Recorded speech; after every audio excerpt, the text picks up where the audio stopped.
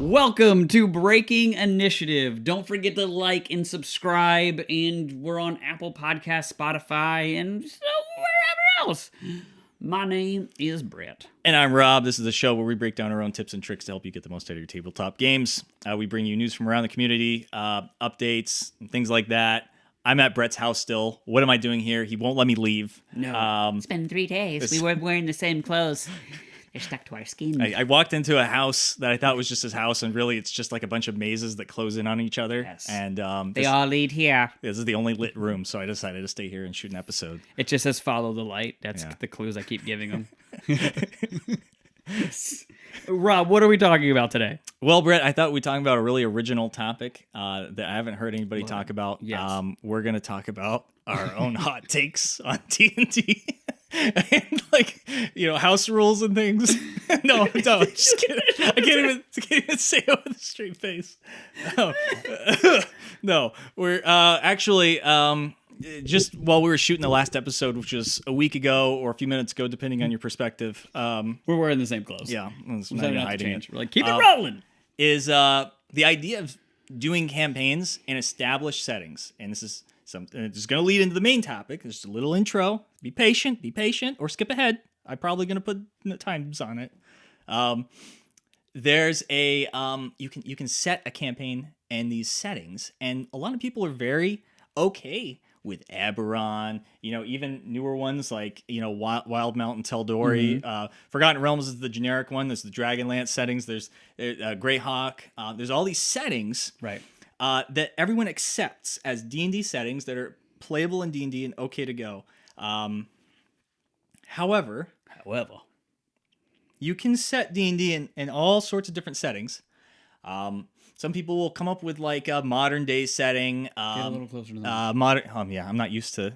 You're breathing on me. I know it's close. I know. All right.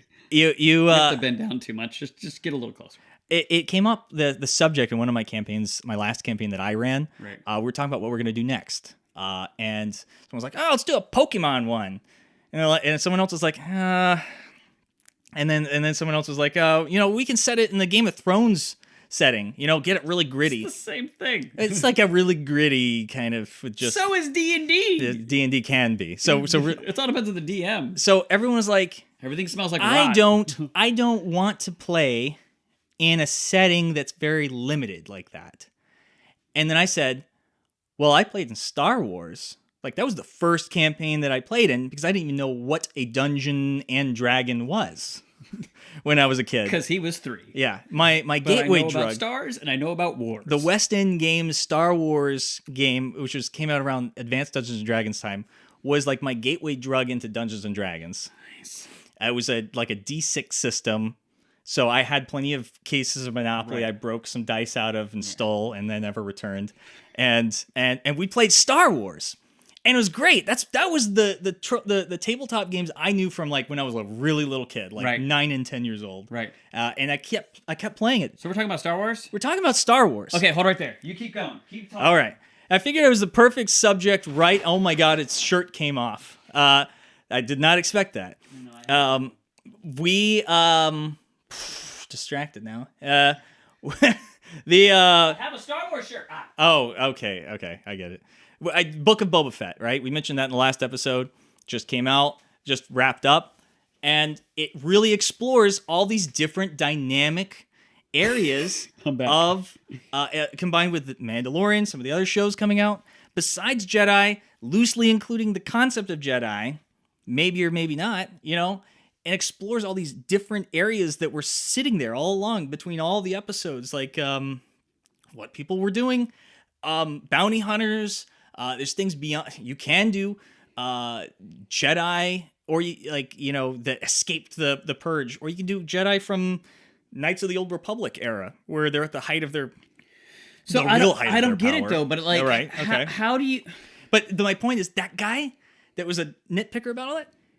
He liked it. He liked that idea. He was like, wait, okay, I can do any campaign. I can't do any of these weird like niche campaigns that are just about some established media material. Star Wars I could probably do. It's a lot more palatable to get into that. Not just because we're all nerds that know Star Wars, Right. It in of itself is generic fantasy in space. And we're Here's- all familiar with it. I always said that about Star Wars, where it's like anytime they have like different themed planets, I'm like, wait a minute, these are giant planets. That is, they basically divide up our own planet. It's like, oh, this is a jungle planet. Well, Yeah. Earth has like the Amazon. Oh, this is a desert planet. We have tons of desert here on Earth. Like they just take like one part of Earth and to make it a whole planet. Yeah, it's great. Which I don't. I totally could be wrong. I feel like there's probably some planets that they have some dynamics to it, but I feel like that keeps it easy to where you're like, oh, I know where we're at. Oh, we're in Coruscant because it's a whole Coruscant is the whole city planet, isn't it? Yeah, they literally couldn't help themselves. They had to make a city planet. Yes, Just the whole city planet. Yeah, it's Coruscant is the city planet. There was another one that was mostly city. Right. From Knights of the Old Republic. You don't have to worry about that when you win. Spoilers alert. I mean, and it's I'm not. It's not completely correct. You can definitely be nitpicky. Like Naboo is underwater, and it's also they really mixed it up there. Yeah, They put a city on their plains and forest. right. Yeah. Yes. So, but you're right. Where actually, as I'm thinking about it, like you just have different, like every planet now in which you have like your travel. Yeah. If you're even playing that way, and then you have like every planet you go to, it's a whole planet that is, oh look, it's swamp themed compared to like this arc is swamp themed, Right. in a D&D campaign. You have a whole planet that is that, and that's just so happened to, even though that planet is gigantic, where you came down is exactly where you should be starting. Yes, and in fact, even one of the games I made was literally just a playing a joke on that, in which they landed on a desert planet that had womp rats. They're like, okay, we're on Tatooine, I get it. And then they cross over this ridge, and there's just like this lush forest, and they're like, where the hell are we? This isn't Star Wars. What's going on? And it became this mystery of trying to solve why there's more than one biome on this planet. Yeah, that was a fun campaign. Okay, so I love now as I'm thinking about that, I love the idea. How does it work? Is it mainly are your campaigns in space? Are they on specific planets? Is it a mixture of both? So there's actually a really you can just go to like there's two really great resources for running a D&D game. It's loosely D&D. It's 5th edition system. Right. You can go to this website called Wookiepedia. Wookiepedia, not Wikipedia. Wookiepedia. Like, and literally look up anything about any planet, and it tells you all of the main locations you would find on that, the places of interest, people of interest, and which era you would find those people or places in, how they would have changed over time. It's like fantastic. Like I do that for the Forgotten Realms. I do that for Star Wars. I do that for any campaign that you find these wikis, and this is a great one for it because it's ancient. It's been going on for ages. right, because I mean, advanced D&D, you're talking about early 90s. Right, and this is just for Star Wars. But yeah, I used to have like this book. You can find these books online that are still, it depends if you're going off of Legends lore or the new lore, whatever you want. You run your own game. I mean, it's like D&D. Do what you want to get yourself started, right? Yeah. Like whatever gets yourself started. You can find these Star Wars encyclopedias of planets and stuff, and then that just gets you right out the door. You got your resource right there. So, but go ahead. Oh no, but I'm gonna get into something. This whole So am I. Tangent. Okay, the second resource is Star Wars 5e. I'm caught on the spot here because I didn't prepare because you pulled me over from that Super Bowl party. I'm still here, and that was Sunday. It's Friday. You have Star Wars 5e. You can Google it. There's even a whole subreddit dedicated to it. Somebody made a website that emulates a sort of character generation, a whole new rule system based on 5th edition with completely new classes that are excellent classes. Based off of Star Wars. But it's 5e. But it's all 5e based. Have you ever played it?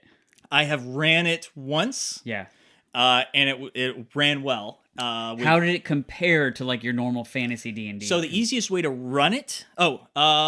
I mean, it's basically 1-to-1 as far as like just playing it out, creativity, character creation, let people go wild.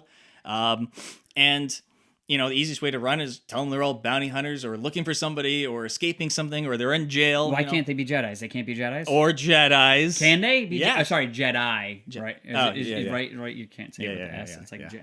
So you can just be a Jedi level 1. Yes. Is that kind of like a spellcaster? So that's the interesting thing. They have two different Or like things. a paladin? They replaced magic with technology, so tech. Got it. And the Force. Right. So the Force has a lot of healing stuff and moving stuff and dark stuff and all that. And there's this whole dynamic behind using the Force and points and a point system, but an almost one-to-one system with technology for slicers, which is their version of hackers. And all sorts of like missile launchers, like Boba Fett would have, like knee rockets and stuff, which would kind of work like spells, or even like magic missile. Almost one-to-one, precisely exactly like spells. And it's about preparing your equipment. I feel like maybe like if, and I'm just going off a little bit of a tangent here, Right. If they wanted to really dive more into the artificer route, they maybe could learn. Do you think they would learn a little bit from the Star Wars? Like if that got very deep? That's interesting. Because I mean, artificer, like they are growing more and more into artificer in 5e of like doing more and more things. Very, very customizable. So that's actually a really good point, is that you can take these classes that they made, ignore Jedi maybe, and literally just dump this into your own unique future fantasy settings, maybe a steampunk kind of setting, right, where you're using the tech-based system that they have in here. You've extrapolated it. You can really even take this system that's already been taken from something else and made in Star Wars and take it and make it into your own thing. And there's a lot of really high quality stuff in here. And the best part, you're running it online. You can press a button at the end of character creation to dump it out into something you can export and import into Roll20. All done. That's the cool. end. You're ready to go. So there? Do you know a specific website where you would actually make the? It's all built on that same website. How do you make your own character? Right. So you go to that website, say make a new character. It walks you through all the steps. Do you know the name of that website? That's the one I said earlier. It's like Star Wars 5e. Put it in the link below. We'll put it in the link below. Yeah, you'll put it in the description. Great website resource. They have They have separate books. They're all free, 100% free. It's just a passion project. It's based on PDFs. Yeah. Well, it's running in the website as like this navigatable like rules system. Got it. And it has like these 3 resources like monsters, starships, stats, and how to fight with that, and character creation. And then there's a lot of like you can just find people that have it's really taken off. And that have made their own what's the word? The stories, the episodes? No, like the campaigns, but the smaller one, the adventures. Fine, they made their own adventures. You can just download and use, or you can come up with your own if you're just a huge Star Wars nerd like me. I mean, if you're running a freaking Star Wars tabletop game, you're probably a Star Wars nerd. Right. You're combining a lot of things that just like, hey, I don't know if you noticed, but everybody else noticed around you. Yes. You're a nerd. It's okay. Also, probably take a shower, sir. Yeah, probably take a shower. We are very close. Yes. Man, do I have any other like questions? Like, so how strong is the lightsaber? Like, does the lightsaber level up? Or do you level up? But your lightsaber is what it is. The lightsabers. So they have like this dice based way of working on it, where it's like because I mean the Kyber crystal, it's in, and it is what it is. I can't remember right now off the top of my head. It either doubled or tripled the dice if it's a lightsaber versus like a vibroblade. Okay. But like, energy weapons versus like cyclers and things like that, like slug throwing weapons versus. But like as blasters. you level up, do they get? You get stronger? more powers. Like Jedis get awesome powers to like power up their. I wonder though if your lightsaber would get stronger just because you would be better with it and more strategic to hit. Better places. If you get things like feats that you can. I mean, there are feats. And there's a lot of them that are dedicated straight to like Jedi and lightsaber wielders. And do Jedis automatically have long jump? The spell long jump? No, I think that's one of the things they get through their regular level up. They just automatically. There's 3 different kinds of Jedis. I think there's like the Consular, the Sentinel, and the I can't remember off the top of my head. I would have, but I think that it was a great opportunity. I think coming off the last episode, that's something I would really love to recommend to people. I discourage you from trying like to adapt some sort of your favorite anime or whatever, because it becomes very limiting, and everyone's like, even Final Fantasy is very limiting unless you're just taking like the notes from it and trying to just. This is like a whole system that people. It's already built. It's already done. You don't have to do anything besides play it, and it works really great. That's cool. Give it a shot.